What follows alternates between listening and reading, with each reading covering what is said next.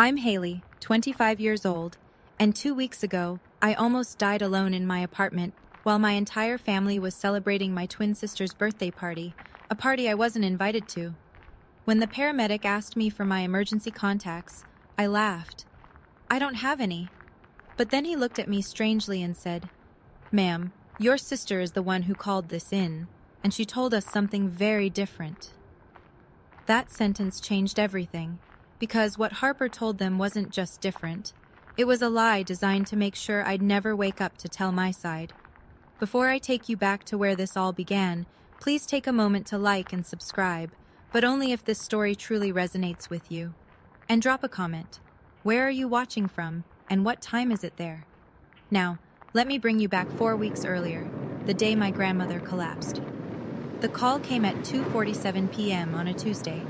I was shelving books in the children's section at Millbrook Public Library when my phone buzzed. Unknown number. I almost ignored it. "Miss Parsons, this is Mercy General Hospital.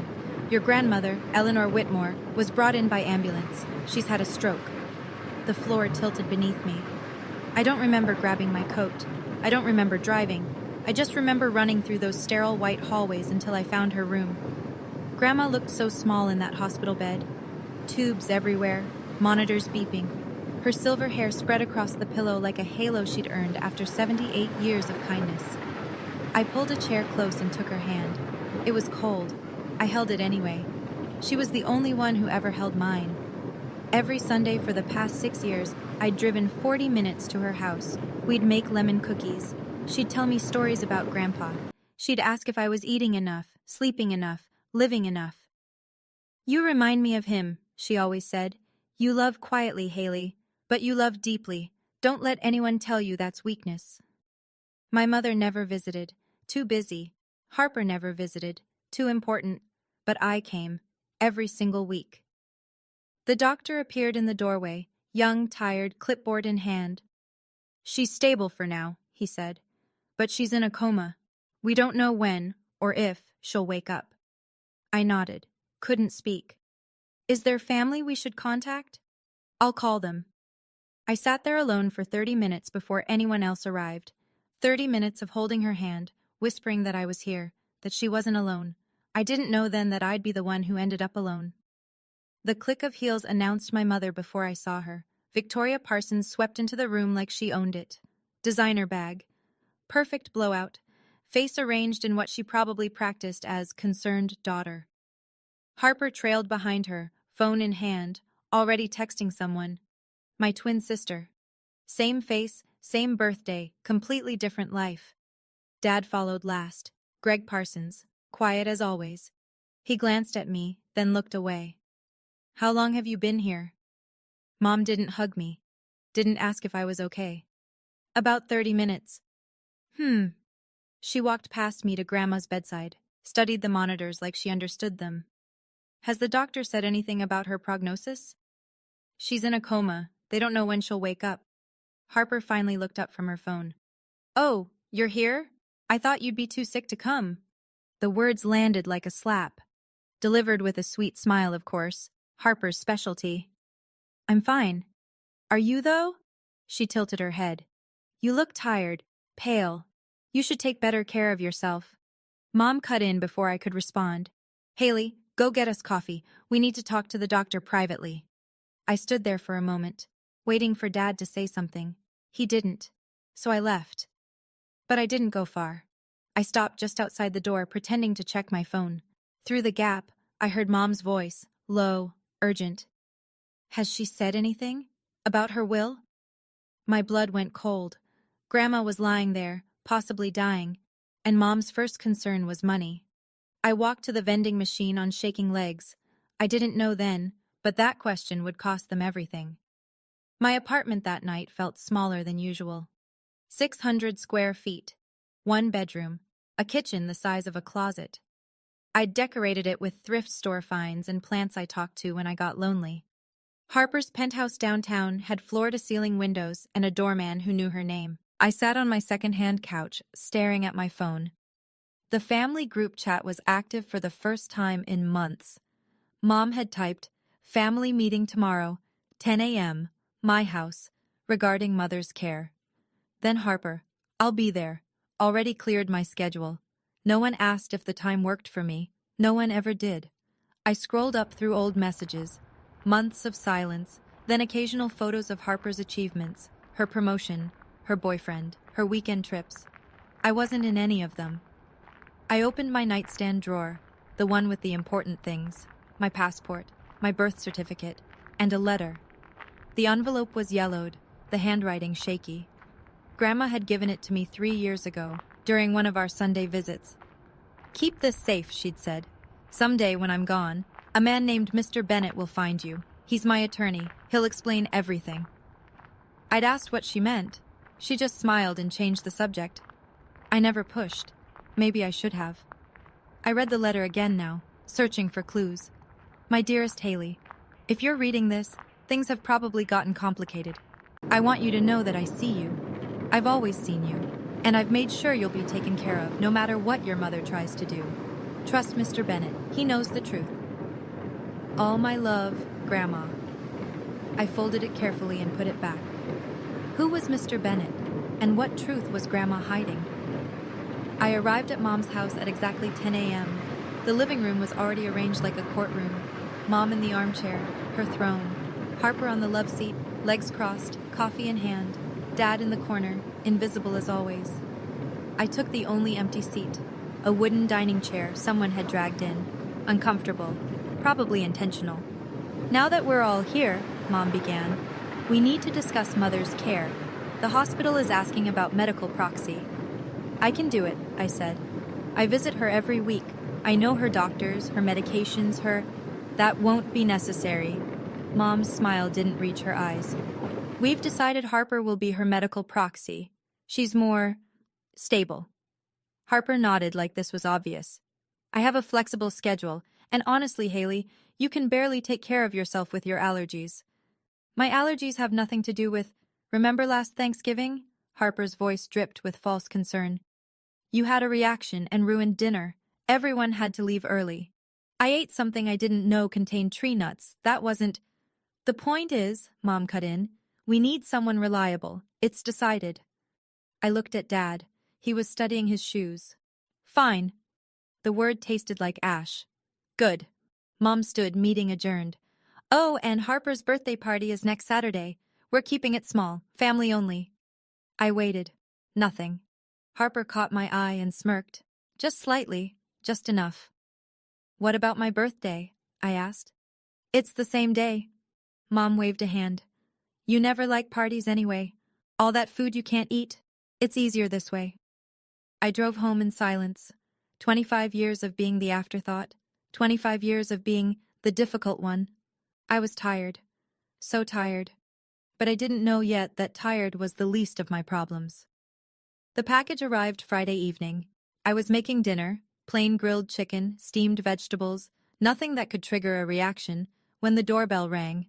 No one was there, just a pink box on my doormat, tied with a silver ribbon. I brought it inside, confused. Checked the card. "Happy 25th, sis. Sorry I've been distant lately.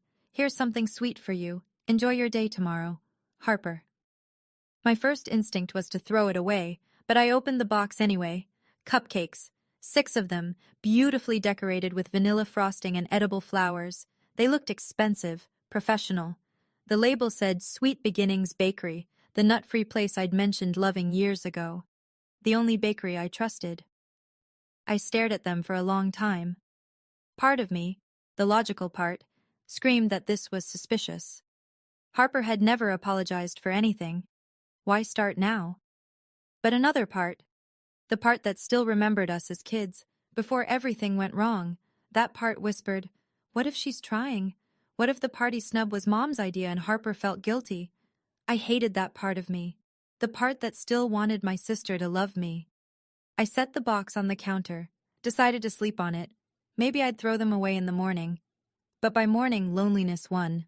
Maybe. I set the cupcake down, decided to save them for tomorrow. My birthday. Our birthday. If I couldn't celebrate with family, at least I'd have cake. I put the box on my kitchen counter and went back to my boring, safe dinner, but something nagged at me. I picked up the card again, looked at the handwriting. Harper's handwriting was always sharp, confident, like her. This was shaky, almost nervous. Probably just wrote it in a hurry, I told myself. I took a photo of the cupcakes, almost posted it to Instagram.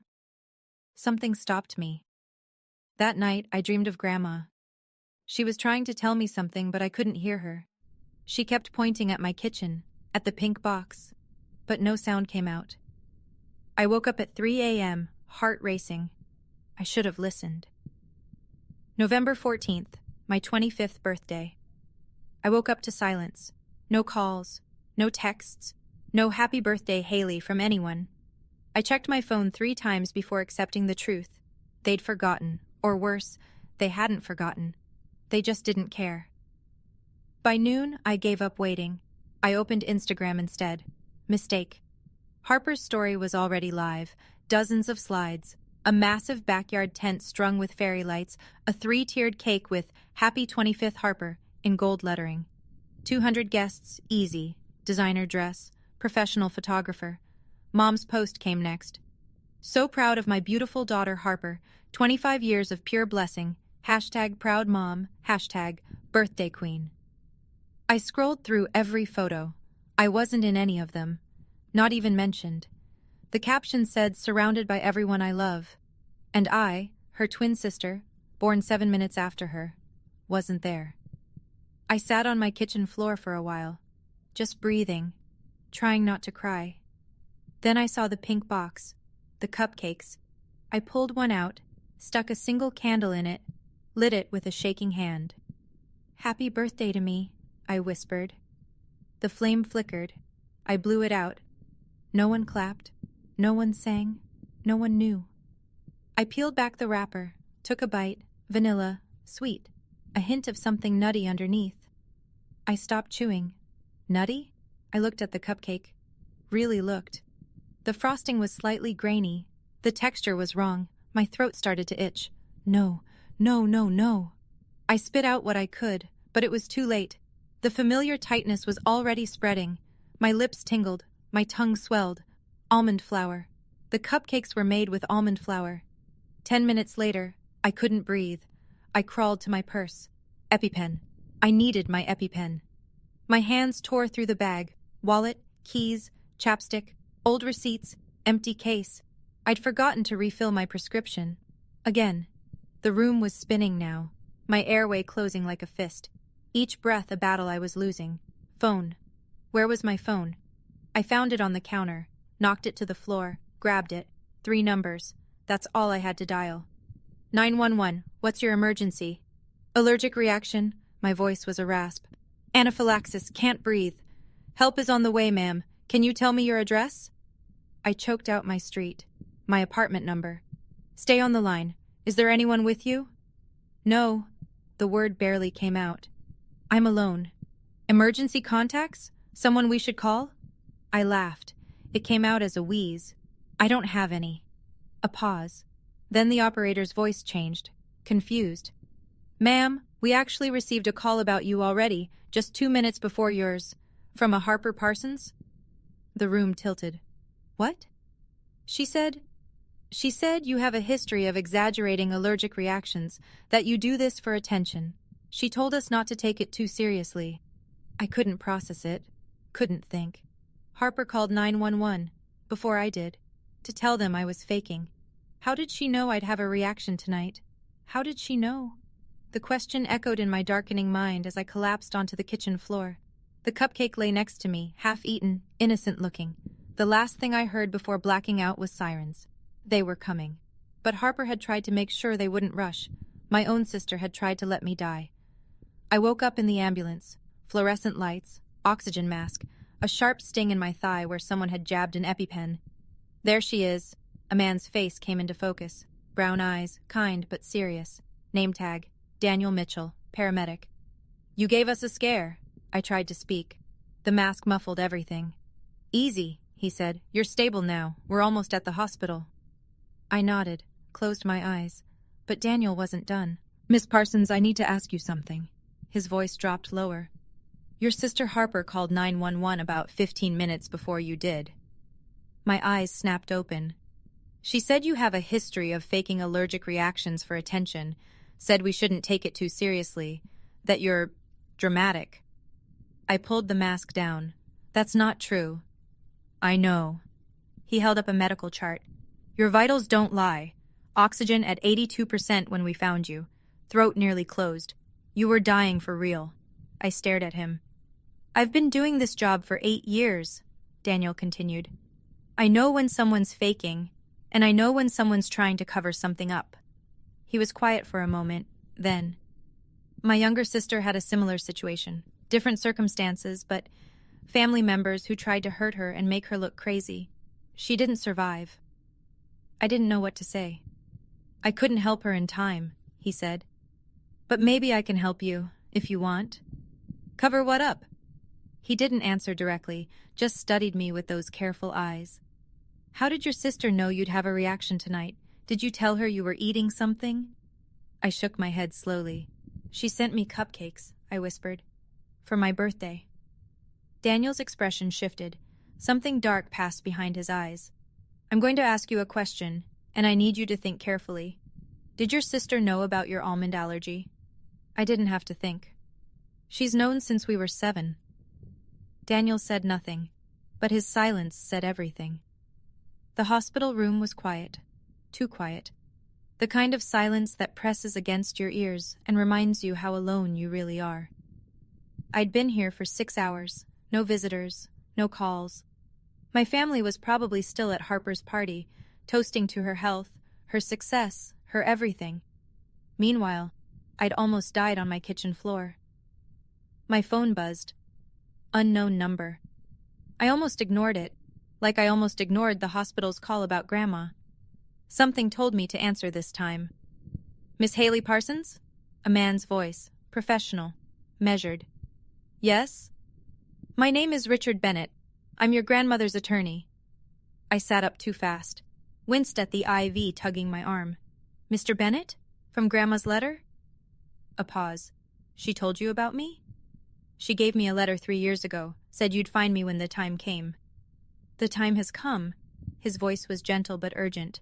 I heard about your hospitalization through a contact at Mercy General. Your grandmother is there too, I understand. Miss Parsons, we need to talk. Tonight, if possible. I'm not exactly in a position to go anywhere. I'll come to you. I have something. A document your grandmother prepared before her stroke. She asked me to deliver it personally if anything happened to her. He paused. Or to you. My heart hammered. What kind of document? I'd rather explain in person. May I come by in the morning? I agreed. What else could I do? After hanging up, I pulled Grandma's letter from my purse. I always kept it with me, and read it again. Trust Mr. Bennett. He knows the truth. Tomorrow, I'd finally find out what that truth was. But that night, I lay awake, staring at the ceiling, wondering how my own sister could have done this. And more terrifying, what she might do next. I want to pause here for a moment. If you've ever felt invisible in your own family, if you've ever been the one they forgot to invite, the one they talked about instead of talked to, I see you. This story isn't over. The truth is about to come out in a way Harper never expected. If this is resonating with you, hit that subscribe button and let me know in the comments. Have you ever discovered a family secret that changed everything? Now, back to what happened next. Harper arrived at 9 a.m. the next morning. She swept into my room with a bouquet of white lilies. Ironic, since those are funeral flowers, and tears already streaming down her face. Oh my God, Haley! She rushed to my bedside, grabbing my hand. I was so worried. When I heard you had another reaction, I called 911 immediately. Behind her came Mom, Dad, and 2 aunts I barely recognized. The performance had begun. We were so scared, Mom said, dabbing at eyes that weren't wet. Thank God Harper thought to call. Aunt Patricia, Mom's sister, patted Harper's shoulder. You're such a good sister, always looking out for her. I watched them, all of them. The concerned faces, the sympathetic head tilts. Not one of them had texted me on my birthday. She's always been dramatic about her allergies, Mom told the nurse who came to check my vitals. Ever since she was a child. We've tried to help her manage, but it's a medical condition, the nurse said flatly. She nearly died. Mom waved a hand. Yes, well, she's fine now. Harper squeezed my hand. We tried to include you at the party, Haley. I told Mom you should come. But you said you felt too sick, remember? I hadn't said anything, because no one had invited me. Aunt Patricia leaned in. Honey, you need to take better care of yourself. You can't keep scaring the family like this. I wanted to scream, to throw the flowers in Harper's face, to ask why she called 911 to say I was faking before I even knew I needed help. But I didn't, not yet. Instead, I said, "Thank you all for coming." And I watched Harper's smile flicker, just for a second, when she realized I wasn't going to play along. They left after an hour, duty fulfilled, consciences cleared. I waited until the hallway was empty. Then I texted Daniel. He'd given me his number before I was admitted, said to reach out if I remembered anything important. I remembered something all right. He arrived during his lunch break, still in uniform. "You look better," he said, pulling a chair close. "I need to show you something." I handed him my phone, the photo I'd taken of the cupcakes before eating them. "Sweet Beginnings Bakery," he read from the label. "Nice place. My sister orders from there." "Do they use almond flour?" "No, that's their thing. They're a nut-free bakery. My niece has allergies. That's why we go there." My stomach dropped. Then these cupcakes didn't come from Sweet Beginnings. Daniel's expression hardened. He pulled out his own phone, made a call. "Hey, Martinez. I need a favor. Can you check if there's still a cupcake box in evidence from last night's call? The Parsons apartment." A pause. He nodded. "Bring it to Mercy General, and look at the label carefully." 20 minutes later, Martinez arrived with an evidence bag. Inside was the pink box. Daniel pointed at the corner of the label. "See this? The edges are peeling. There's another label underneath." He put on gloves, carefully lifted the top sticker. Beneath it, Harvest Moon Bakery, specialty, almond flour treats. "Someone bought these from a bakery that specializes in almond products," Daniel said slowly. "Then put a fake label on top, a label from a nut-free bakery. So I wouldn't check. So I wouldn't suspect. Someone wanted me to eat those cupcakes, someone who knew exactly what would happen, and that someone had signed the card with my sister's name. I needed proof, real proof. Daniel had a friend, Marcus, who worked in digital forensics, the kind of guy who recovered deleted files for divorce cases and fraud investigations. There might be something, I told Marcus over the phone. When we were teenagers, Mom set up a family iCloud to monitor us. I got kicked off when I moved out, but I still remember the password. Mom never changes anything. "That's not enough for court evidence," Marcus said. "We'd need them to hand over the data voluntarily, or get a warrant. What if I still have access? What if I was never technically removed, just forgotten?" A pause. "If you can log in with your own credentials, and the shared data is still there, that's your data too, legally gray, but admissible if we document the chain of custody properly." I tried the old password. It worked. Mom's arrogance had finally backfired. Marcus said he'd look into it. No promises. 3 days passed. I was discharged from the hospital but didn't go home. I couldn't. Not to that apartment with its memories of cupcakes and near death. Instead, I stayed at a motel off the highway, paid cash, told no one. On day 4, Marcus called. "You need to see this." I drove to his office, a cramped room above a dry cleaner's. He turned his laptop toward me. Text messages, hundreds of them, between Harper and Mom. I started from a week before my birthday. Harper, "The cupcakes are ready. Made sure they used almond flour." Mom, "Good. If she eats them, she'll have a reaction. She never refills her EpiPen on time." My hands went numb. Harper, "And if she calls 911, I'll call first. Tell them she's dramatic. They won't rush." Mom, "Smart. Grandma's will can't go to her if she's incapacitated or dead." I couldn't breathe. Marcus was watching me carefully. "There's more. Timestamps, metadata, everything checks out. This isn't fabricated." I scrolled further. "Mom, once Mother's gone, we'll challenge any will that names Haley, with her mental health history." Harper, "What mental health history?" Mom, "The one we'll create. Unstable, self-harming, faking illnesses. Who would believe her over us?" I kept scrolling. Found more. Harper, "How will I know when she eats them?" Mom. I had a camera installed in her building's hallway last month. Maintenance cover.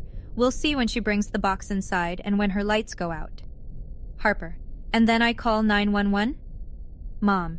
Wait 20 minutes after lights out. She'll have eaten by then. Call before she does. Plant the seed that she's dramatic. They'd been watching me. My own mother had installed a camera to watch me die. One more message caught my eye. Harper. Should I sign the card? Mom. Of course. If she survives, you're the loving sister who sent birthday treats. If she doesn't, you're the grieving twin who tried to reconnect before it was too late. Either way, you win. Harper. Genius. I closed the laptop. They calculated my death like a budget spreadsheet. Mr. Bennett's office was nothing like I expected. No mahogany, no leather chairs. Just a modest space above a bookstore, cluttered with files and smelling faintly of coffee. He was in his 60s. Silver hair, kind eyes, a handshake that felt like a promise. Your grandmother spoke about you often, he said, gesturing for me to sit. She was so proud of you. I almost lost it right there. He slid a manila envelope across the desk, thick, official, my name written in Grandma's shaky handwriting. She prepared this 2 years ago, he explained, after Thanksgiving 2023. She called me the next morning, insisted I come immediately. What happened at Thanksgiving? Mr. Bennett hesitated. She overheard something, a conversation between your mother and sister. It disturbed her deeply. I opened the envelope with trembling hands. Inside, a legal document. Last will and testament of Eleanor Grace Whitmore. I scanned the pages, legal language, formal clauses, and then, I hereby leave my primary residence at 47 Maple Drive, valued at approximately $1.2 million, to my granddaughter, Haley Ann Parsons. I further leave my savings account, containing approximately $300,000, to Haley Ann Parsons. I looked up. This can't be right. It's right. Mr. Bennett's voice was firm. Your grandmother changed her will after that Thanksgiving. She told me she'd heard your mother say, and I quote, "Once I'm gone, we'll make sure Haley doesn't get a penny. She's weak. She won't fight." My vision blurred with tears. There was a letter tucked behind the will. I recognized Grandma's handwriting.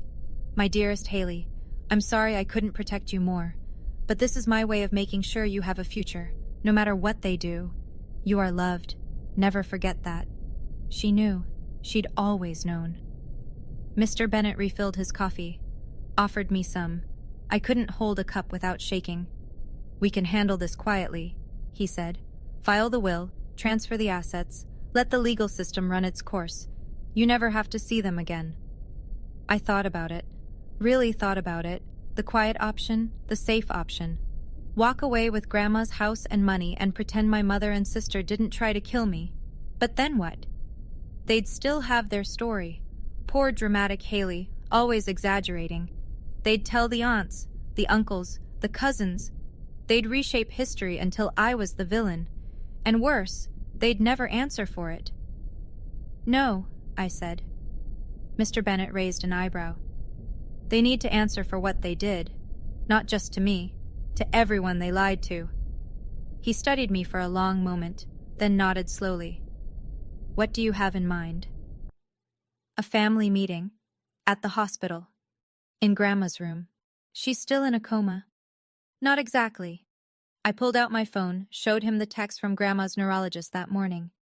Dr. Patel says her brain activity has increased significantly over the past 3 days. She's responding to voices, squeezing hands when asked. He thinks she might be in what they call a minimally conscious state, aware but unable to respond fully.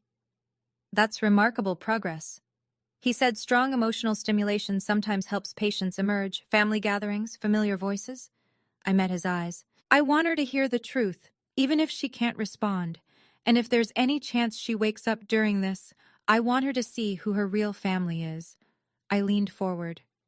I want her to know the truth was told, even if she can't respond. And I want everyone to witness it. Mr. Bennett considered this. It would need to be handled carefully. Legally, medically. Can you arrange it? I can. That evening I called Harper. There's a family meeting at the hospital tomorrow, I said. Mr. Bennett will be there. It's about Grandma's will. Silence on the line. 1 second. 2, then. Fine, I'll be there. She tried to sound casual, but I heard the tremor underneath. She didn't know what I had. She didn't know what was coming. Good. Grandma's hospital room had never felt so small. 12 people crammed inside, 3 aunts, 2 uncles, 5 cousins. Dad in the corner, silent as always. And in the center, Mom and Harper, dressed in black like they were already at a funeral. Grandma lay still in her bed. Monitors beeped their steady rhythm, but faster than before, I noticed. The nurse had told me her vitals had been elevated all morning, like she knew something was happening. When I walked in and said, "I'm here, Grandma," her hand twitched, just slightly, but I saw it. She was fighting her way back to us. I took my position by the window, invisible, as usual. That was fine. I wouldn't be invisible for long. Mr. Bennett stood at the foot of Grandma's bed, leather briefcase at his side. Mom spoke first. "Thank you all for coming. As you know, Mother's condition is critical. Harper, as medical proxy, will be making decisions about her care moving forward." Harper nodded gravely, the perfect picture of a responsible granddaughter. "We should also discuss her estate," Mom continued, "to ensure a smooth transition when the time comes." Uncle Robert, Mom's brother, shifted uncomfortably. "Victoria, Eleanor isn't gone yet." "I know that. I'm simply being practical." Mr. Bennett cleared his throat. "Actually," he said, "I called this meeting." The room went still. "I'm Eleanor's attorney. I've handled her legal affairs for 23 years. He pulled a thick envelope from his briefcase. "And there's been a development that changes everything." Mom's composure cracked, just a hairline fracture. "What development?" "Your mother left specific instructions. A will, prepared 2 years ago, with explicit conditions for how it should be read." Harper's voice was too bright. "We're aware of Mother's will. Harper and I are the primary beneficiaries." "You're aware of a will," Mr. Bennett corrected. "But not this one." The room went quiet. For the first time in my life, I wasn't invisible. Everyone was looking at the envelope in his hands. Mr. Bennett opened the envelope slowly, deliberately. "I, Eleanor Grace Whitmore, being of sound mind, do hereby revoke all previous wills and codicils." Mom's face went pale. He continued, "I leave my primary residence at 47 Maple Drive to my granddaughter, Haley Ann Parsons. I leave my savings account to Haley Ann Parsons." Harper shot to her feet. "That's impossible!" "Miss Parsons, please sit down." "This is fraud." Harper's voice cracked. "Haley manipulated her. Grandma would never—" "The will was signed and notarized 2 years ago." Mr. Bennett's tone didn't waver. "It has been authenticated by 2 independent experts. It is legally binding." I glanced at Dad. He was staring at the will, face pale. "You knew," he whispered. "Not to me, to Mom." "You told me Eleanor changed her will to include Harper equally. You lied." Mom's eyes flashed. "Greg, not now." "All these years, all these lies," his voice cracked. "What else don't I know?" Mom found her voice. Mother was clearly confused. She had moments of dementia. She underwent a cognitive evaluation 1 month before signing. The results are attached. Her mind was perfectly sound. Aunt Patricia looked between Mom and me. "Victoria, did you know about this?" "Of course not. This is obviously some kind of mistake." Cousin James spoke up. "Wait, why would Grandma leave everything to Haley? I thought Victoria and Harper were handling her affairs." "An excellent question." Mr. Bennett pulled out a second document. "Your grandmother included a letter explaining her decision. She asked that it be read aloud to the family." "No," Mom's voice was sharp. "That won't be necessary." "I'm afraid it is." Mr. Bennett looked at me. "Miss Parsons, your grandmother wanted you to decide." Every eye in the room turned to me. I stood by the window, hands steady for the first time in days. "Read it," I said. Harper looked at Mom. Something passed between them. Panic, desperation, guilt. All 3, maybe. Mom's composure cracked completely. "Mr. Bennett, I really must insist." "The letter, please," I said again. And the room fell silent. Mr. Bennett unfolded Grandma's letter. The paper trembled slightly in his hands. Thanksgiving 2023, he began reading. I overheard my daughter Victoria tell Harper, "Once I'm gone, we'll make sure Haley doesn't get a penny. She's weak. She won't fight." Gasps rippled through the room. He continued, "That day I knew I had to protect my Haley. She is the only one who visits me because she loves me, not because she wants something." Mom was shaking her head. Mother was confused. She misheard. "I am not confused." Mr. Bennett's voice grew stronger, channeling Grandma's words. "Victoria has spent 30 years resenting Haley because Haley reminds me of my beloved husband. Harper has spent her life learning cruelty from her mother. I watched. I stayed silent. I was a coward. Tears streamed down my face. But I won't be silent anymore. Haley deserves better than the family she was born into. So I'm giving her a chance at a real life. I pray she uses it well." Mr. Bennett lowered the letter. Uncle Robert turned to Mom. "Victoria, is this true?" "Of course not. Mother was senile." "She wasn't senile." I stepped forward. "And she wasn't wrong." All eyes on me now. "You want to know why Grandma cut you out? Because she knew what you're capable of." I pulled out my phone. "And 2 weeks ago, I found out too." Harper's face went white. "What is that?" "Text messages. Between you and Mom. Planning to send me cupcakes made with almond flour. Planning to call 911 before I did, to tell them I was faking." "Those are fake!" Harper screamed. "They've been authenticated by a digital forensics expert. Timestamps, metadata, everything." Aunt Patricia's hand flew to her mouth. "You tried to kill your own sister?" The room erupted. This is the moment everything changes. The texts are out, the family knows, and Harper and Victoria have nowhere left to hide. If you're still with me, if this story has you on the edge of your seat, drop a comment and tell me, do you think they deserve what's coming? And don't forget to hit that like button so more people can see this. Now, let's see how the family reacts. I read the texts out loud. Every word. "The cupcakes are ready. Made sure they used almond flour. If she eats them, she'll have a reaction. She never refills her EpiPen on time. And if she calls 911, I'll call first. Tell them she's dramatic. They won't rush." The room was chaos. Cousins whispering, aunts crying. Uncle Robert had his hand over his mouth like he might be sick. Harper tried one last time. "Those messages are fake. She edited them." I stayed calm. "The messages are backed up on the family iCloud. Mr. Bennett has verified them with a certified forensics expert. The timestamps match. The metadata is intact. The chain of custody is documented." "She's lying." "I'm not asking you to believe me." I looked around the room, at every shocked face. "I'm asking you to believe the evidence." Mom hadn't moved, hadn't spoken since the texts were read. Her perfectly styled hair seemed wrong now, obscene against the context of what she'd done. Aunt Patricia walked toward me. She took my hands in hers. "Haley," she whispered, "I'm so sorry. I believed them. For years, I believed everything they said about you." I nodded, couldn't speak. Uncle Robert crossed the room to stand beside me. "I defended you for 20 years, Victoria. I told everyone Haley was exaggerating. I believed you." Mom finally looked up. "Robert, please." "Enough." His voice broke. "I'm done." Harper was still crying, but the tears looked different now. Not grief, not remorse, fear. She grabbed Mom's arm. "We should go." They started toward the door, and then a voice, weak, barely there, but unmistakable. "Victoria!" Everyone froze. Grandma's eyes were open. The room went absolutely still.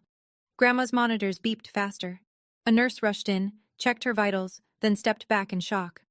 "She's awake," the nurse breathed. "She's actually awake." Grandma's eyes moved slowly around the room, landed on Mom, stayed there. "Mother?" Victoria's voice cracked. "Mother, you're awake. Let me explain. I heard." Grandma's voice was barely a whisper. But in that silent room, it thundered. "I heard everything." Mom stepped closer. "You don't understand. Haley has been manipulating you for years. She's not who you think." "Stop." One word. Grandma said one word, and Victoria froze mid-step. "I protected you your whole life." Grandma's chest rose and fell with effort. "I excused your jealousy. Your cruelty. I told myself you'd grow out of it. Mom, but trying to hurt my Haley? Grandma closed her eyes for a moment. When they opened, they were hard as steel. You are no longer my daughter. Victoria made a sound, something between a sob and a scream. Harper rushed forward. Grandma, please, we didn't mean. I held you when you were born. Grandma's gaze shifted to Harper. I thought you had your grandfather's kindness. I prayed you wouldn't become like your mother. A single tear rolled down her weathered cheek. I was wrong. Harper backed away, face crumbling. Grandma turned her head. Found me. Come here, sweetheart. I walked to her bedside on shaking legs, took her hand, warm this time, alive. I'm sorry I couldn't protect you sooner, she whispered, but now you protect yourself. You don't need them. I know, Grandma. Promise me. I promise. Behind me, I heard the door open. Close. Victoria and Harper were gone, but their damage wasn't. Not yet. The room slowly emptied after that. Aunts and uncles left in pairs, murmuring apologies as they passed me. Cousin James squeezed my shoulder. Cousin Michelle hugged me so tight I couldn't breathe, but in a good way this time. Dad lingered by the door. Haley. His voice was small, defeated. I'm sorry. I looked at him. Really looked. For the first time in years. The man who never defended me, never spoke up, never once chose me over his wife's cruelty. I know you are. I should have. Yes, you should have. I didn't say it with anger, just truth. But you didn't. He nodded. Couldn't meet my eyes. I'm filing for divorce, he said quietly. Whatever she did, whatever they did, I can't. He trailed off. That's between you and her. He left without another word. The nurse came back to check on Grandma, said she needed rest. The excitement had been too much.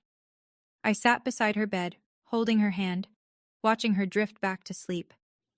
But this sleep was different. Healing, not hiding. She'll need rehabilitation, the doctor told me later. Speech therapy, physical therapy. It'll be a long road. I'll be here. I can see that. He smiled, the first genuine kindness I'd felt from a stranger in weeks. She's lucky to have you. Lucky. Funny word. I didn't feel lucky. I felt hollowed out, exhausted, like I'd climbed a mountain only to find another one waiting. But also, and this was new, I felt free. No more pretending, no more smiling through cruelty, no more hoping they'd love me if I just tried harder. They'd shown me exactly who they were, and for the first time in my life, I believed them. 2 weeks later, the consequences arrived. Detective Maria Santos from the Millbrook Police Department called me on a Tuesday. Miss Parsons, based on the evidence you provided, the text messages, the forensics report, the medical records, we're pressing charges against Harper Parsons for reckless endangerment with intent to cause bodily harm. I gripped my phone tighter. And my mother? Victoria Parsons is being charged as an accessory. She helped plan the attack and tried to interfere with emergency response. Attack. That's what it was. An attack by my own family. What happens now? They'll be arraigned next week. Given the evidence, the DA is confident we'll get convictions. Harper's looking at 1 to 5 years. Your mother, similar charges. I thanked her, hung up, sat in silence for a long time. The news spread fast. Harper's company, a prestigious marketing firm downtown, saw the story on the local news. She was terminated within 48 hours. The official reason was conduct unbecoming of a company representative. The real reason was nobody wanted a murderer in training managing their brand. Victoria's country club friends stopped calling. The charity boards she sat on quietly removed her name. Invitations dried up. Lunch dates were canceled with vague excuses. And Dad, quiet, passive Dad, filed for divorce. He moved into a hotel, then an apartment.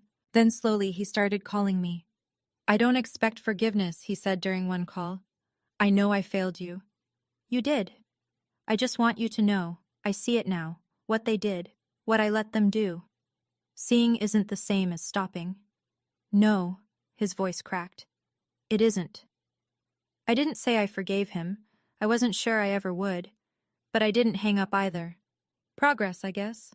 slow and uncertain, like everything else. The first time I walked into Grandma's house as its owner, I cried. Not sad tears, not angry tears, something else entirely, relief maybe, or disbelief. The house at 47 Maple Drive was a Victorian revival, white siding, blue shutters, a wraparound porch where Grandma used to drink sweet tea and watch the sunset.